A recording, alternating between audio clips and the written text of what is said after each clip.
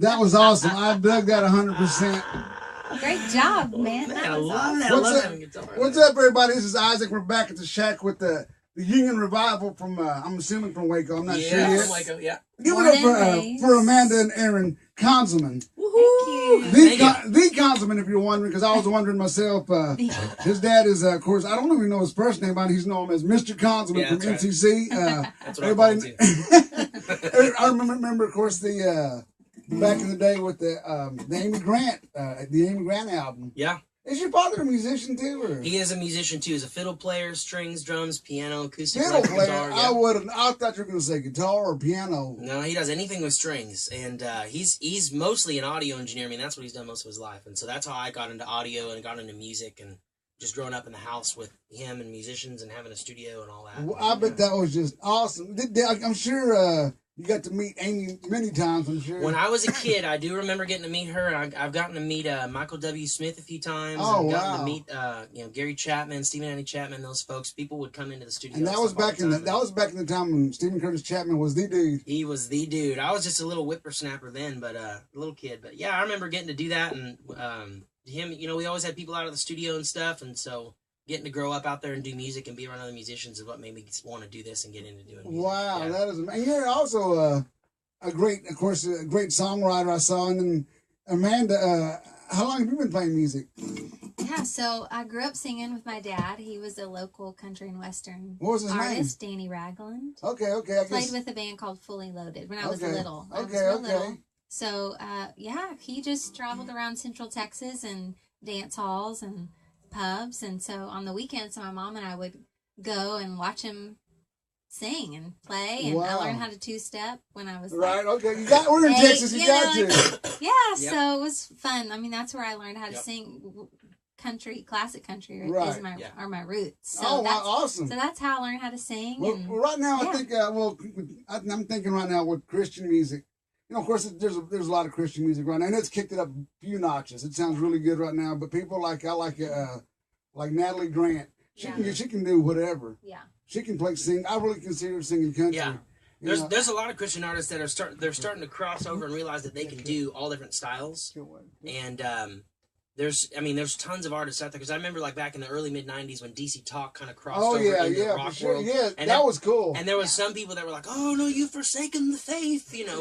But reality is they just realized, hey, we've got a bigger audience out here. For sure, we can write music that will feed all kinds of people from every genre and every style, and people can like our music. It doesn't have to just fit in that one. Well, they were doing rap anyway. They were doing rap anyway. Oh yeah, way back. That was already way against the grain as it is. They were way against the grain. Yeah. But you know, like I was saying earlier, not only are you just all around, like, sounds like you're a great songwriter, and your guitar skills is crazy. Well, thank you. So when did you start playing music? Like, I started learning guitar when I was 6. Okay. And my grandfather played guitar, grandmother played bass and accordion, my dad played drums, mom played piano and bass. She toured on the road with them doing bass. All my uncles were guitarists. What style was that? Like bluegrass? No, they did contemporary Christian back in the early days, back in the 70s. Okay. And so I started doing that. I started gigging and traveling doing music when I was about 13, traveling from here to Austin, doing shows. Doing churches or what? We were doing churches, and we were also doing bars down on 6th Street. Okay, playing rock and roll. And sure. Anybody that let us in, doing Van Morrison and James Taylor and all that stuff. So I grew up more in like the folk. That's really advanced for a little 13-year-old, man. I grew up listening to James Taylor and folk music, and in the Christian world, Keith Green, Second Chapter of Acts,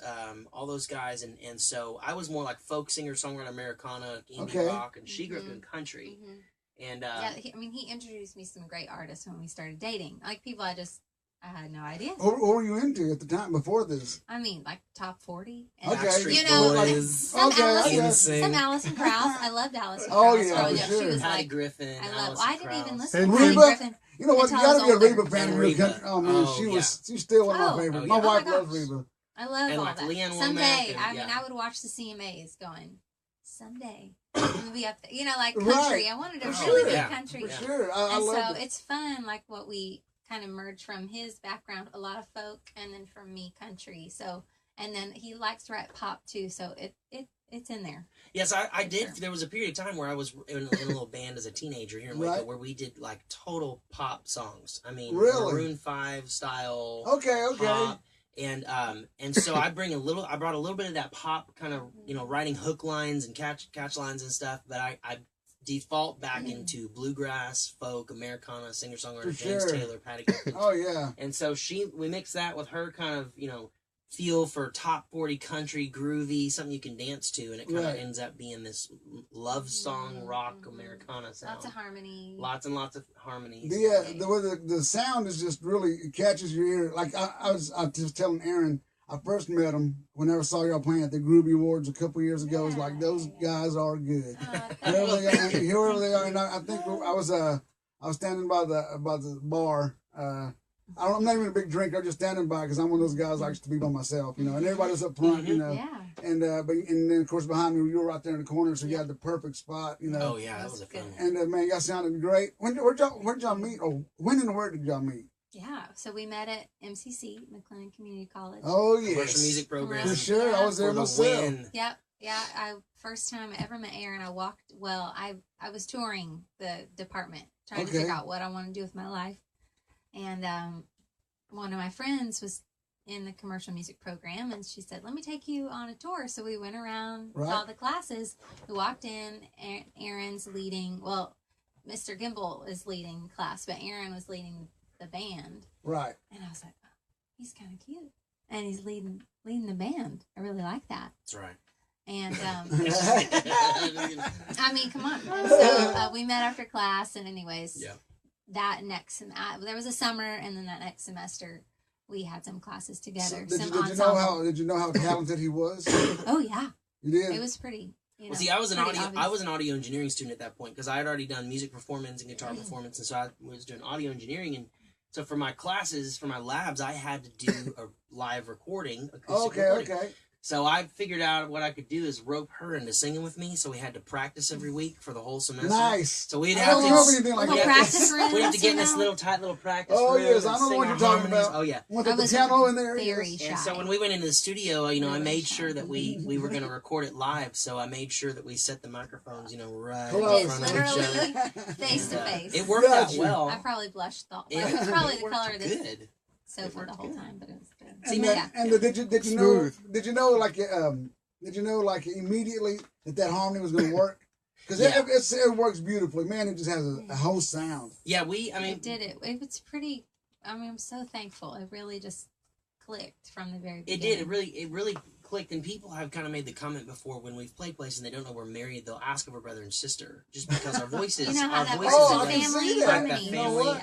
And it always did that right from the very beginning when we first met and first sang together. We were like, wow, this fits really good. Has it gotten to where? Because you sing. Well, I heard you sing harmony. I'm sure you sing lead. Has it gotten to where y'all can? Let's say Aaron decides to bend a note to where you can follow his, you can predict his, you can read his bends. Yeah, that is awesome. When you're doing that, I mean, that's a whole other level. Yeah, you know, because there are people say, you know, I can sing harmony. Like, well, a lot of people can sing harmony. Yeah, a lot of people, you know. Yeah. But to do that, me, comes more natural to him for sure. But I mean, I've learned. Yeah, I mean, it's just been doing it for forever and ever and ever and doing it together. Yeah.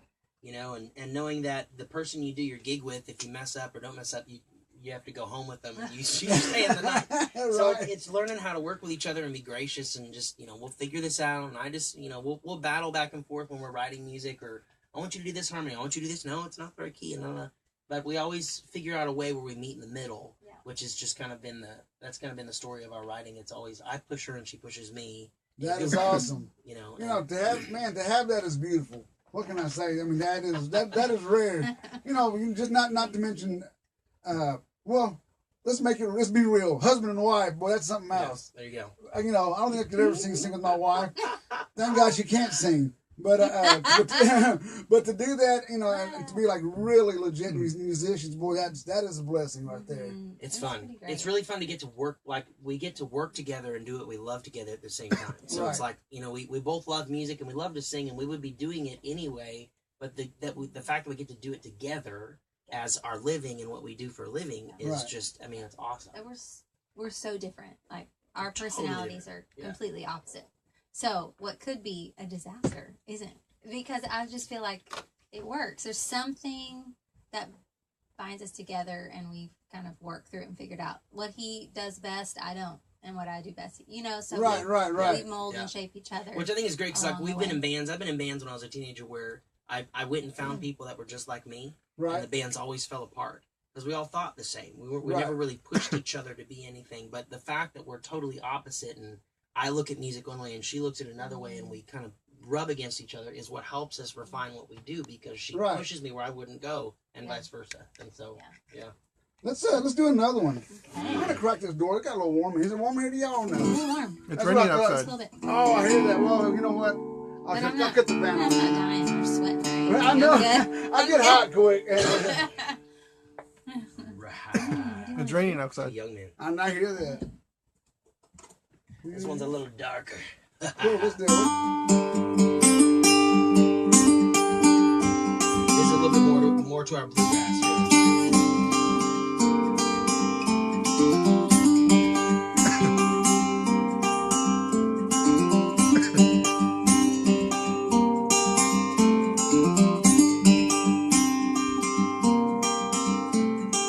Dogs are howling in the distance.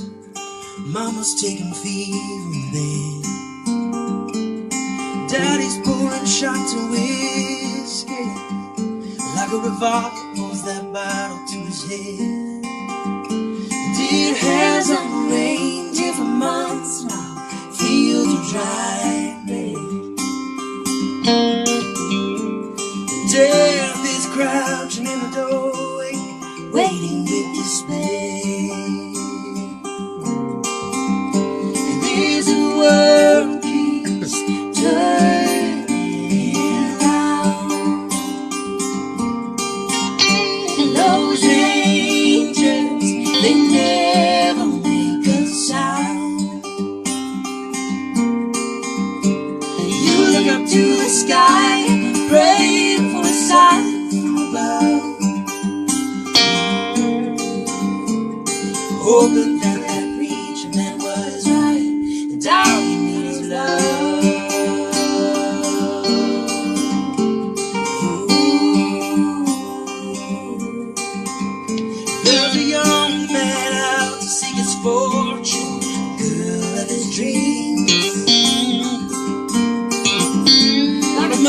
big house out in the country, babies due in the spring.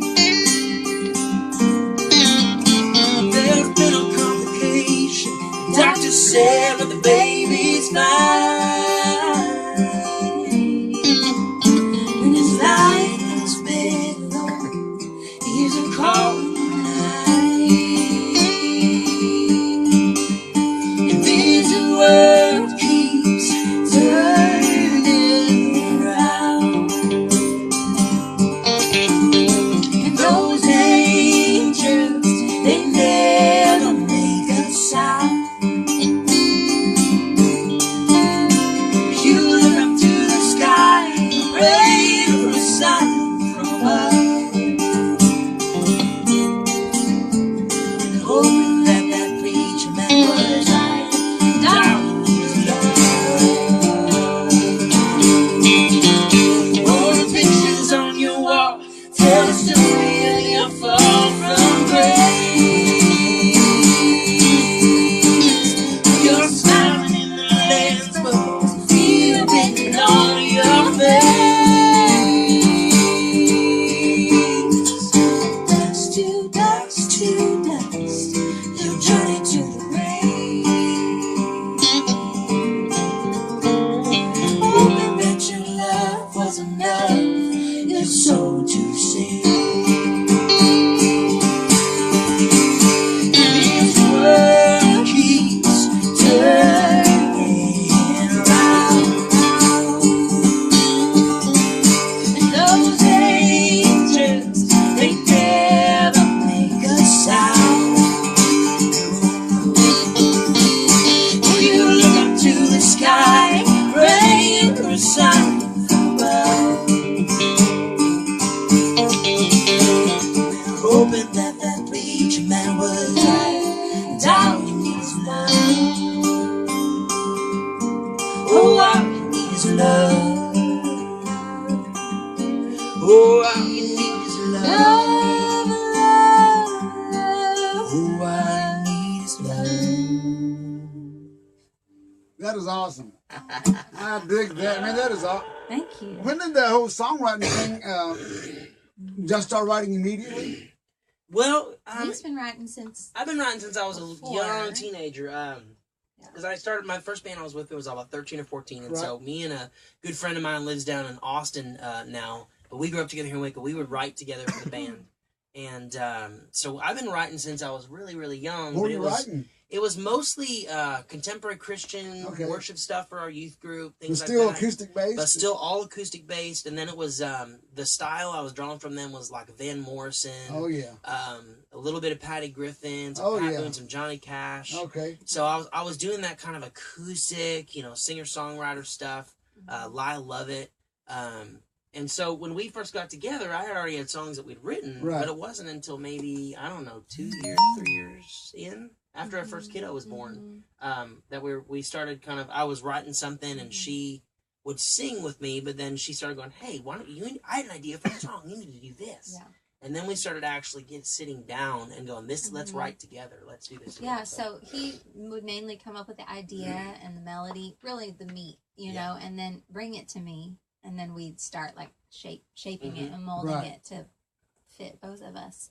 And I really didn't start writing intentionally until, I don't know. That's what I was going to ask I mean, you. maybe so that just just- came in later on? It came later on. It doesn't come as natural to me. Okay. The okay. flesh, like fleshing it out, like, hey, what about this and what about that? When I like to write more than I like to do that The back and kind forth. of back and forth Yeah. Okay. thing. I like to mull over things. Yes, that's the thing. And he's like, let's get it out. I'm So, like spur of the moment. Oh, let's go this. I'm a tracing bunny trails. Okay, What if we okay, said this and said this and this? And she's so he'll more be of a- writing, yeah. But Okay. really, in the Yeah. last 6 or 7 years is It's been really the last 6 or 7 when years. we've been kind of hashing it out Yeah. together. And about recording, I'm sure that happens all the time. Did it start immediately too? We did. Well, yeah, I've always had some sort of little recording set up, just from growing up around my dad and always being sure. around recording. And Oh, so yeah. I always had some sort of setup wherever we went. And I'm pretty sure you had just a little test cam, right? simple. Yeah.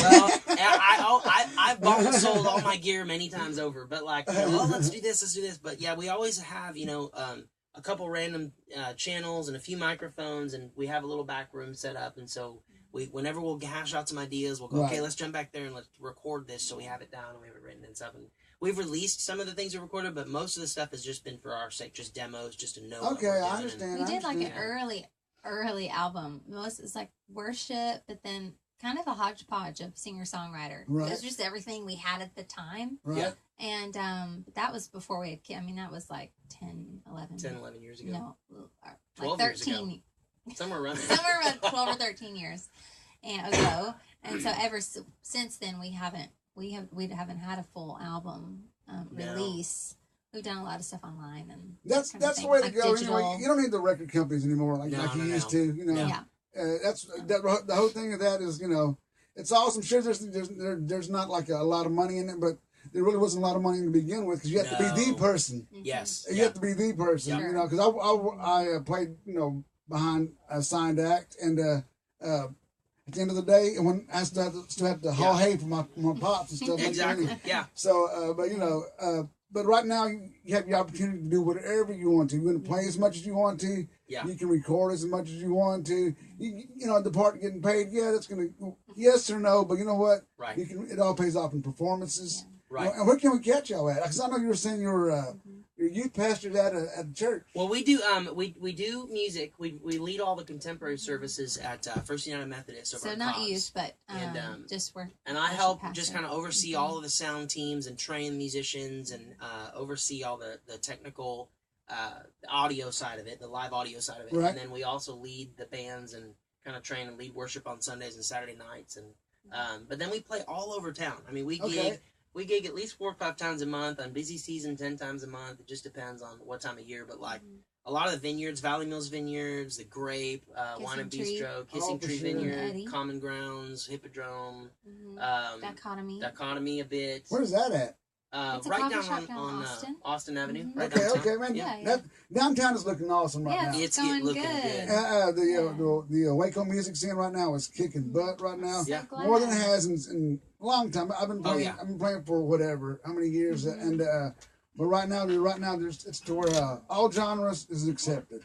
Yeah. Yes. You know, remember back in the day when it was just mainly pretty much country town. Yeah, it was country. You know, and then when Tress was around, it was rock and roll. If you were a rock band, you had a gig. If you were country, you had a gig. But man, yeah, I mean, now it's like there's all these little bars and spots around town that are they're craving more people doing original music and craving people that are doing something different, as well as cover bands. There's always room for cover bands. Yes, for sure. But we're starting to get, like we'll get requests to come out to the vineyards, and they'll go, we want people to do original stuff like Austin, because people are wanting to come see artists that are from here writing things from here, which is great, because that means that the demand for it's coming more. For sure. And there's more venues to do. Like we play at the Backyard some. I love Brian. The Backyard, yeah. Love Brian Brown. We go out there and we do. I do sound for him for some of his shows that come through. He hires me to come. Just a contractor. But then we get to open for some of the bands, and having him down there in the middle of downtown is huge, because it's creating this kind of standard. Or all these other bars are going, oh, we got to up our game. We got to start getting more people, and we got to pay, and we've got to have good sound. That is exactly right. He's kind of pushed the limit for him, which is great. You have to. So somebody has to. At one time, Treps was doing that. They weren't quite there, and then again, the music scene wasn't quite there. But as soon as that happened, and of course, my buddy owns a place called Aces. We play there once a month, and I don't play a lot of bars, but we do. Well, actually, I'm half and half, but I'll go to that one. That's a cool place, and they're kicking it up a notch. And it was back then when I was playing with a band called Guilty Pleasure. I was playing all bars back then. Yeah, and we're playing all bars, and sometimes before he had it, it was kind of a rough place. Oh man! And my wife would say, "I want to go see you play." Sometimes, like nowadays, you ain't. but now it's a cool place. You've done when you were a Guilty Pleasure. You did some shows down at the Bosque stage, didn't you? Once or twice? Man, or did you do any Summer Sounds or any of those things? I don't know if I did Summer Sounds with them. Because I feel like I've run sound for you somewhere. I have played down. I guess there was Summer Sounds. We have played. There's somewhere you played that I remember you on the docket, and I was helping doing monitors or something, and I was like, oh yeah, I know these guys. Okay, yeah, I played with those guys, and that was a fun band. They had 3 guitar players. There was one before me. It was a guy named Sean, then it was me, and then there was a guy named Neil Davis after me. Neil Davis is a great guitar player. I don't know if you know him, but he's a great guitar player. Songwriting, was that essential for you whenever you started becoming a musician? Yes, yeah. What my dad told me when I was a kid was, he said, find someone that you want to play like, sing like, write like, listen to everything they do, and try to copy them. When you start, copy them. Great advice. And copy what they do, learn what they do until you get your own voice to be able to do it yourself. That is the best advice. And really it is, And I can't remember who it was that said it, but I want to say it was Miles Davis or somebody, I can't remember, but he said, good musicians copy, great musicians steal. And that idea of you're pulling all these tools from things. So when I first started as 13, 14-year-old, I was writing these cheesy love songs, these horribly cheesy, terrible love songs. That I totally fell for. Old songs and just these crazy love. And then because I had a really small diet of people I was copying, and so that's all that I had, in me. And so my dad and a really good friend of mine, the same guy I used to play with down in Austin, his name is Daniel. He said, man, you got to broaden your horizon of what you listen to. And so he started introducing me to all of these other real obscure songwriters. Yeah, what was as we call him, Konzelman? Yeah. What was Konzelman into? Man, he really listened to everything, but a lot, he loved kind of the heyday of songwriters, I think, of like the 70s and 80s. Okay. He loved guys like Second Chapter of Acts and in the Christian world, loved Keith Green. Petra, those guys. Petra, loved those guys. David and the Giants, maybe. David and the Giants, and I'm trying to think, like he loved Alan Parsons. Oh, yeah. You know what? I knew you were going to say that. For some reason, I thought you were going to. Yeah. And I was listening to some Alan Parsons the other day. Yesterday. Yeah. Yes. Yeah. So he loved that kind of heyday of the great production when people were really starting to experiment in the studio and do things like that. And so I grew up listening to that stuff, and then when I got to be a teenager, I started getting introduced to these more obscure singer-songwriter guys like David Wilcox and Bruce Coburn and Lyle Lovett a little bit, Mark Hurd, Pierce Pettit. Were you ever a Townes Van Zandt guy? Yes, loved Townes Van Zandt. Okay. Yeah. Grew up listening to Townes Van Zandt, and so I started going, oh, there's this acoustic world of these guys that they not only write, but they also play and sing, and they're telling stories more than it being about the production and the band. Sure. So I kind of got into, I want to be a storyteller. That's what I want to do. Any Daryl Scott? Never, not really Daryl Scott. No, okay. I'm not going to say one of my favorites, but I've seen him, he is one of my favorites, not one of my top 10 or something, but he's great. I saw him in Nashville. Yeah. That's really won me over. I lived in Nashville, and I was like from here to there, and this guy ripped that guitar up on top of his songwriting. It's like, wow, that's what a real musician is. Okay, I get it now. Yeah. That is how about any Steve Earle, anything like that? Was that too hard? Or? No, I listened to. I mean, I basically just put everything on my plate that I could get on my plate. Gotcha. I mean, I listened to country. I wasn't super into country at that point, because right when I started getting into songwriting was when pop kind of bro country came. Okay, for sure. It started shifting from Merle Haggard and Willie into the more kind of rock and roll country. And so I was like, I jumped ship then. Yeah, I kind of jumped ship, and so I never really. I love it now. I mean, we spent a year. I'm like, I love those. We spent a year last year, all of end of 2014, all through 2015, writing for a country publisher in Nashville, living here but writing long distance. Okay. So I do love country, but we just kind of gravitate more toward even like Chris Stapleton, Merle Haggard. Oh yeah, for sure. LaBelle, Willie Nelson. I love that old style of country where they were more storytellers. Right. Yeah, definitely storytellers. Right now, where it is, like in Nashville, it's pretty much, of course, when I was there, it was country. Just, it still is country. Sure. But right now, since there aren't really a lot of strong record companies that mean anything, it's becoming like a metal scene. Rap is getting big because they're trying to get a hold of something. Mm-hmm. Yep. And that's bad. It's bad news for country music, especially there in that town. It's still going to be Nashville. Still going to have country, but that tells you it's not really good for the record companies. And they're trying to get a hold of something. Mm-hmm. You're not known for Nashville. Nashville's not really known for metal. No. But I think it's because it got so saturated with country, and all these people trying to get through this cookie cutter thing. I think now they're like there's this move toward we need something else. The other people are starting to go, well we want to go a different direction because there's just so much of it. Right. Yeah. And I can see that. Are there any questions out there, Gabe? No. No questions? Let's do another one. Yeah. I want to hear Amanda sing one. Yeah. Oh, let's do 17. Yeah. We don't have that down. That's a good country one. Let's do that. Yeah. Let's do it. Yeah. It's about young love.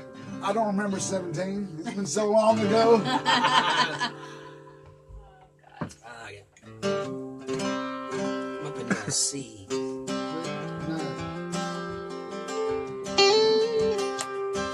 Let me give you some sound.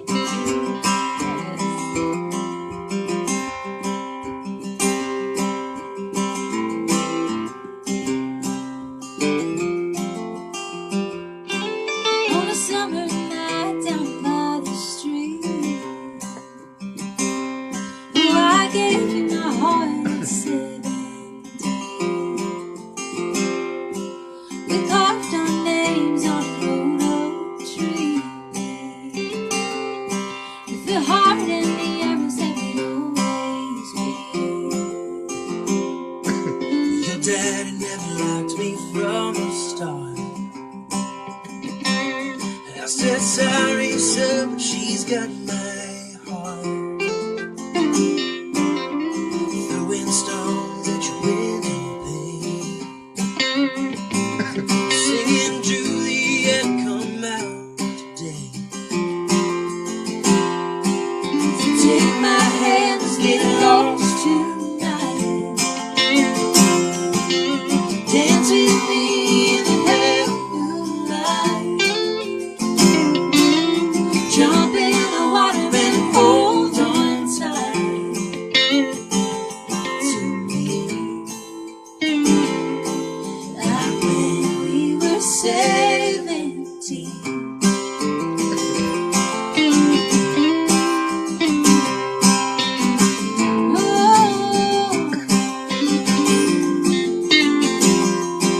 You remember the night that hit the stars, just the sound of the water being. You put your sweet lips to mine, oh, and swore you loved me till the day you died. Take my hand, let's get lost tonight. Dance with me in the pale moonlight. Jump in the water and hold on tight to me, like when we were 17. Like when we were 17.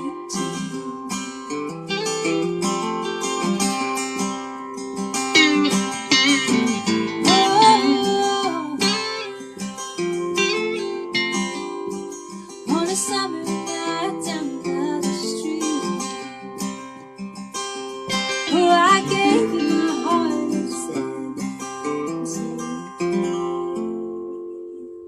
That is a beautiful tune. I dig that. Thank That is you. nuts. That is nuts. How talented you guys are. Thanks. Well, thank you.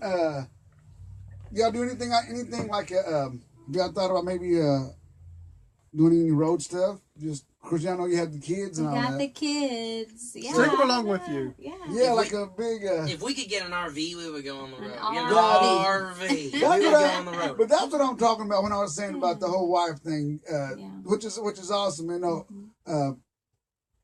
how you know you guys can you're in sync together with Yeah. musically. So if you really want to take off, you could. You know, not you have the kids and all that, but you Yeah. know, but you guys are thinking the same way. Yeah. Totally. That is awesome. That's what I'm talking Well, I about. mean, we thought about.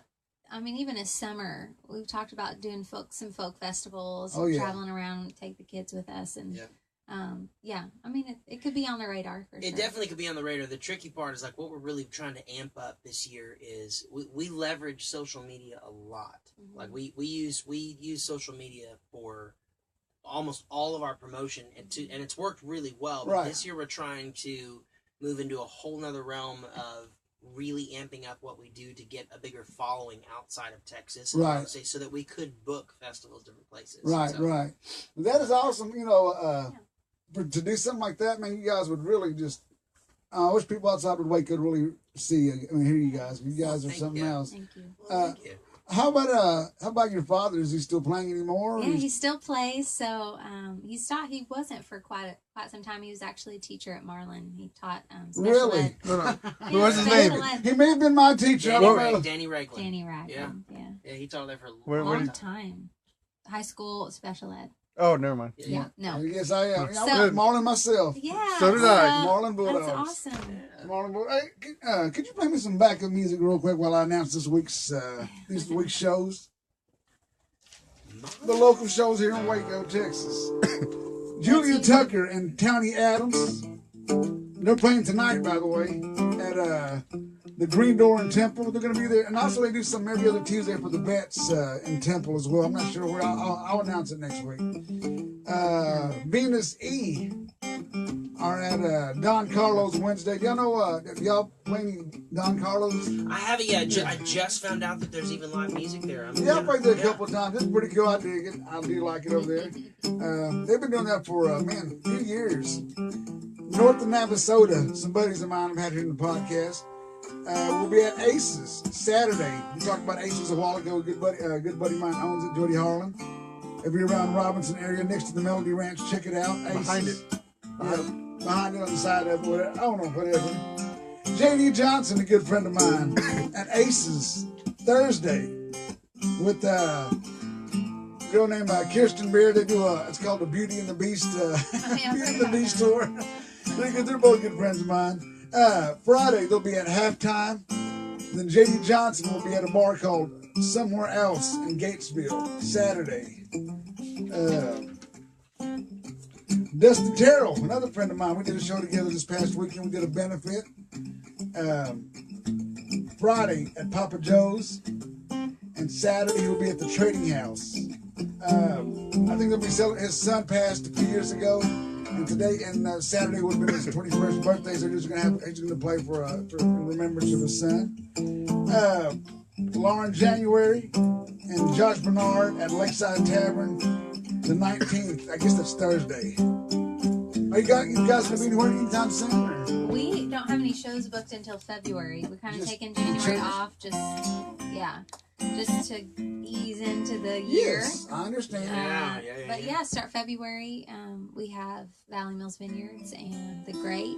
Okay. And then we're doing a Valentine's. We're actually playing on Valentine's down at Kissing Tree Vineyards. They're having a. Where is that at? It's right off the highway in Eddie. Oh, in Eddie. Yep. Okay. Down that main street, Yeah. they took an old, 100-year-old bank right on the main strip, Right. and they Beautiful. revamped the bank into these 2 rooms. And they do live music, and they have the big bank vault as their wine vault. And Wow. It's pretty cool. cool. And Great are you- family owns it. Yeah. Are you the only musicians there? Or do they have musicians They have music all the time. They do, yeah. Really? They do live music all the time. That's what I'm saying, man. It's just I've great. heard of so many different venues that are opening up to live music. Boy, I love that. We were talking a while ago. Everybody knows I'm a big mixed martial arts fan. You said you've been studying martial arts. You said you've been studying martial arts. Am I correct? I have. I started studying martial arts when I was 6 years old at a school here in town called AAMA, and Where was that at? American Academy of Martial Arts. They're up on Valley Mills, right where Valley Mills hits Waco Drive, next to the boots. What the you boot study? Store, Cavender's, Michaels, right next to Michaels. Okay. It's a traditional Okinawan style called Wado Ryu, Okay. similar to Shotokan. Okay. And also, it's a combination of hard and soft. It's jujitsu, a lot of body movement, a lot of joint Standing or manipulation. for jujitsu? Both. Okay. Studied a lot of both, and then also hard traditional Okinawan karate, so it's hard and soft, and then a lot of weapons, a lot of traditional weapons. Oh, okay. Okay. So, Did you do any? You do any point fighting in that or no? Is there such thing as that? yes, or no? absolutely, there's Tournaments, right? So we used to do a lot of the tournament circuit. I used to compete in what's called the AAU national circuit for the United States, and then also qualified on the international circuit and did the Junior Olympics 5 years ago. That is amazing. The Junior Olympics, and then I became a coach, an AAU coach for the U.S., the Southern U.S. team for the Junior Olympics. Okay. So Wow, dude, that is amazing. How long did you? When did you decide? You know what? I'm done with it. well, I did it for almost 20 years. I hurt my back working as a cabinet maker down near San Antonio. Wow. Okay. And I was helping plant a church, or working with my uncle's church down there, and helping start a youth group. And I was working as a cabinet maker as well. Okay. Hurt my back and just kind of had to call it quits. Any taekwondo? I studied a little bit, just what I needed to for competitive Right. circuits. Was the adjustment hard going from karate to taekwondo? No, it wasn't super hard. It was just a different mode of thinking. Like in traditional Okinawan karate, it's a lot more hands and soft and manipulation and body Right. movement versus more of a taekwondo, which is really martial arts. Really, That's right. It's really battling and fighting and For stuff. sure. So, yeah. And But it was fun. how about the as far as like the stance wise? Because they're similar, but they're different. They are similar but different. It's been so long. I'm trying to even remember what I studied in Taekwondo. I mostly what I did of Taekwondo was mostly when our karate school kind of started getting into some of the local Texas circuits, which were predominantly Taekwondo. Okay. We had some different instructors from Dallas kind of come in and just help us with, hey, this is what they're looking for. This is how you need to do your stances and techniques because this is more like their style, and just so we could adapt. Did you ever get to work with any of the big the big popular fighters you probably see right now maybe? Or? No, when I was 12, I did get to go to dinner with Chuck Norris once. That is so nuts right there. I gotta hear that story. I would usually pass it by, but I can't pass this by. Who else? So I got a great picture of me, like adolescent. I'm this little kid in this little shirt. Podcast is over, everybody. You can't beat this. I was 12 and I had my first suit. My mom bought for me at Mervin's, and I got invited to go up. There was this. He was really, really good friends with a Taekwondo artist named Roy Curvin up in Dallas. He was a judge. Okay. He was also a really big martial artist. Okay. And they were really, really good friends, and he was good friends with my instructor, and so they were having this little dinner award thing of just their local Taekwondo folks, and they were underneath. Chuck Norris was the head of their association, association of schools. Wow. So he came down for it, because he's good friends with Roy, and he said, hey, you guys need to come up to this dinner. So it was about 30, 40 people, and we all had this big dinner, and he came and talked and hung out. That is nuts. Yeah, we got how to tall meet him. how tall isn't he? He is not tall. That's what I thought. I mean, he's probably my height now. Of course, I was 12 then, but he's probably, 5'7", 5'8", 5'9". He's not tall. I mean, he's not a tall guy. But nice guy. To see that guy, he's got legit skills. Yeah. He's not just a movie star. You forgot about the legends. The legends of Chuck Norris. Oh, the legends. Yes, this is true. He has a hidden beard. He has a hidden fist under his beard. That's true. There it is. Great. Love it. I had heard somebody say one time that Chuck Norris has a bear rug in the middle of his house, and it's not dead. It's just afraid to get up and leave. That's the rumor. He's actually so strong that he can hit you yesterday. That's right. Do you keep up with anything martial arts at all anymore as far as like watching? No, I just started my son today. He wants to try it. He's like, I want to do it. So he had his very first class. He was loving it. Is it karate or what? Yeah, the same school actually. Oh man, cool. My instructors have since retired, and they've handed it down to different guys that I grew up doing it with. Right. And they stayed on when I had to quit, and so they're running the school now. So I just came in and said, "Hey, Mike, it's time for the next round." Man, passing down a legacy. That is awesome. Beat him up. Yeah. Beat him up. You said you're at church. Y'all play any of the churches or? Some. So a little bit, not locally as much because we're on staff there. Are you pretty much praise and worship, or do you want to do any originals there at church? No, we pretty much lead just normal contemporary worship music and kind of whatever they need us to do. We used to travel doing worship a lot more. We used to travel during the summers doing summer camp circuits with other worship leaders and musicians, and we would travel and do conferences, and we're doing a marriage conference as the Union Revival down in College Station this weekend. Okay. So we still do events like that. That is good, because if you don't play at church in Bryan, then you're not playing anywhere, because that is a horrible music scene over there. Waco, Texas kicks it butt, but whatever. Yes, it does big time for sure. Maybe we'll start bringing something there. So we do that some. I mean, we, at First United, mostly what we're doing is just leading contemporary regular worship, praise and worship for that. Yeah. So we do actually we've done a couple special events for First and here in town as the Union Revival. So there'll be some banquets or special women's retreats and things, and they'll have us come in not as worship leaders, but just as entertainers. Yes, man, that is awesome. So thankful for that. For sure. Back to there's a lot of people that read as far as being a Christian. They read it. They think you got to give up everything. And you know, come on, there's morals to it. You're an adult. You know what you know. But my father was a deacon for 32 years. I grew up playing in church, all that stuff, and my dad knows I wasn't a wild child. You know, I was a working musician. He knew that when I was sent me off on the road to go play. He knew, and I've always came out okay, thank God. You know, of course, their prayers helped 100%.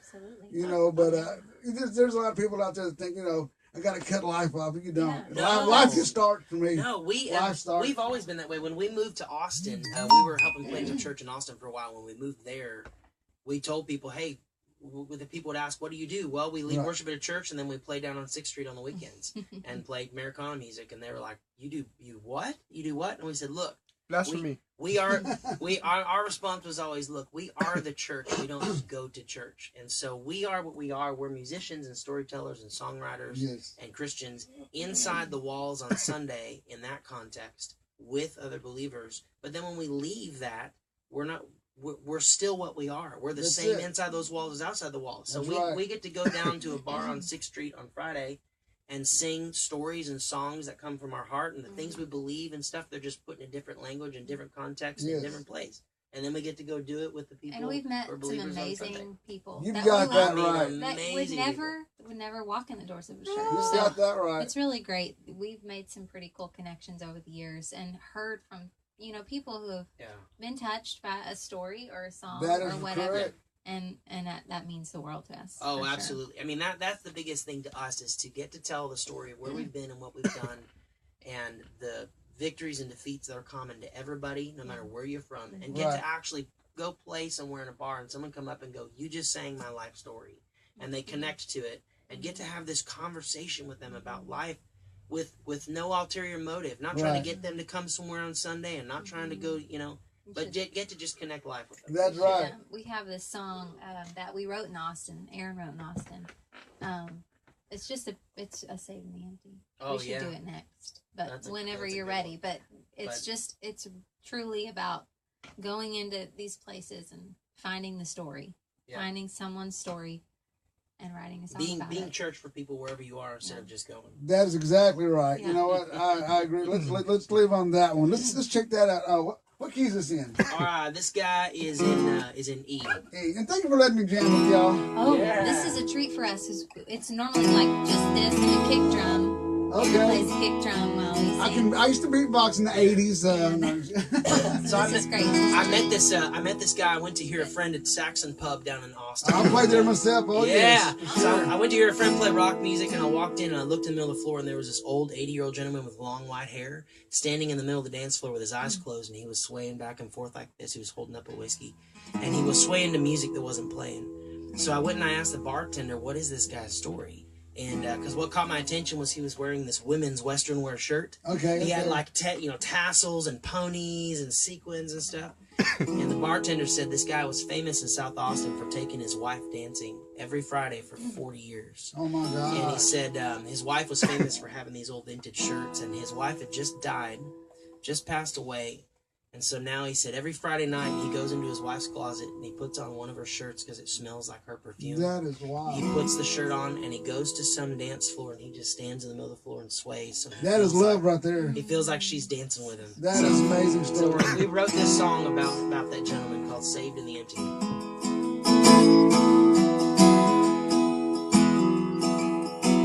Some dance to remember, some dance to forget. A taste of love with words left unsaid.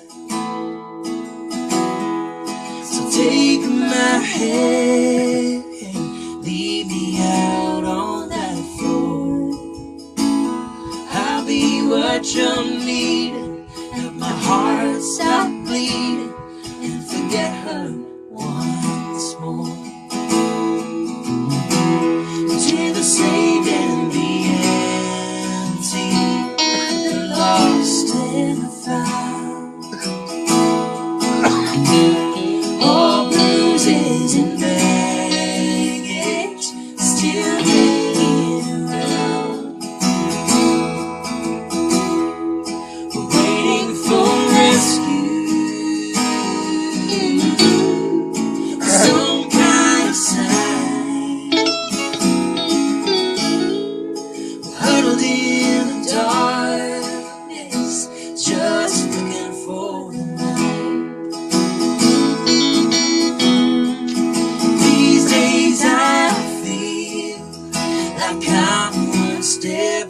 night.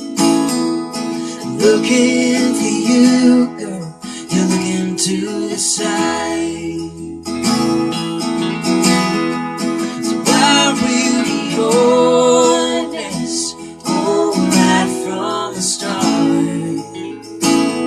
Go easy on me, 'cause I'm holding your hand, but you're holding my heart. 'Cause we're the same in the empty, the lost and the found. All bruises and baggage still hanging around,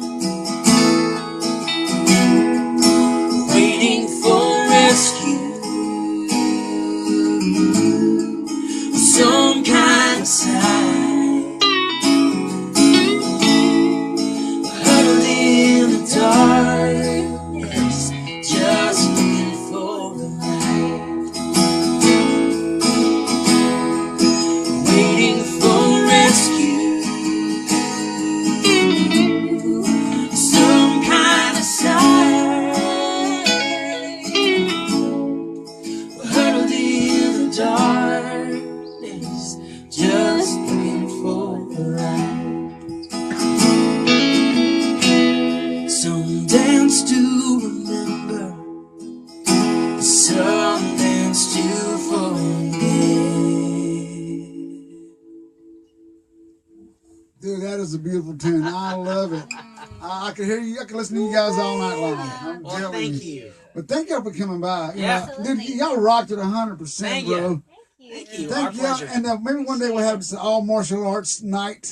Yeah. I haven't had that before, so maybe you might steal them from us, from Amanda for one night. I'm down for that. And but anyway, folks, you guys rocked it. Great singer Thank songwriters you. duo. The whole thing is just the vocals just super nuts. I want to have y'all again. You know, Well, yeah. We'd For love sure. to come back. next week we're gonna have a girl named Kayla Ray. You ever heard of her? Oh, She's yeah. a good Oh, singer yeah. songwriter. So Oh, great singer. I think we're gonna have her probably Wednesday. I don't usually do Wednesdays anymore, but we're gonna do it this Wednesday because Monday my buddy Steve Rose is having a rec meeting. That's right. Y'all going to I'll that? be there. Okay. I'll be there. Okay, that should be basically what exactly is it? We can because I haven't gone to one. Basically, what it is it is a gathering of anyone who's involved in audio production, engineering, mastering, mixing, live production, venue managers, songwriters. But it's really centered around Central Texas recording artists, meaning Okay. anybody who's in the studio, in the industry, people who are involved in music industry for booking, for merchandising, for recording, live sound, sound production, sound design, acoustics. Okay. So all of, just to be able to connect and talk about, hey, what are you doing? How are you recording? What kind of mics are you using? What kind of techniques are you using? When you do a live show, are you tracking and how are you doing that? And just to Right. talk, Right. just to draw from everybody's brain who's doing everything. You know, the people who are doing it in every genre and every club. Right. What are we all doing? How can we learn from each other? So Well, it's that a is cool deal. That is going to be fun. Next, so you folks, any engineers or beat makers or whatever, try to get a hold of Steve Roses. It's going to be, I think, at Paparolos. Yep, Paparolos. At 7 o'clock. 7 o'clock. Yep. Tuesday, and I will be there. And like I said, next week we're going to have Kayla Ray. That should be fun. I'm thinking it's going to be Wednesday. If not, I'll let you know for sure. And give it up for the Union Revival, Amanda and Aaron Konzelman. Thanks so Well, much, thank Isaac. you. Thanks for having Glad us. to be. Thank you very much. Good Be night. sure to like and share. Peace out.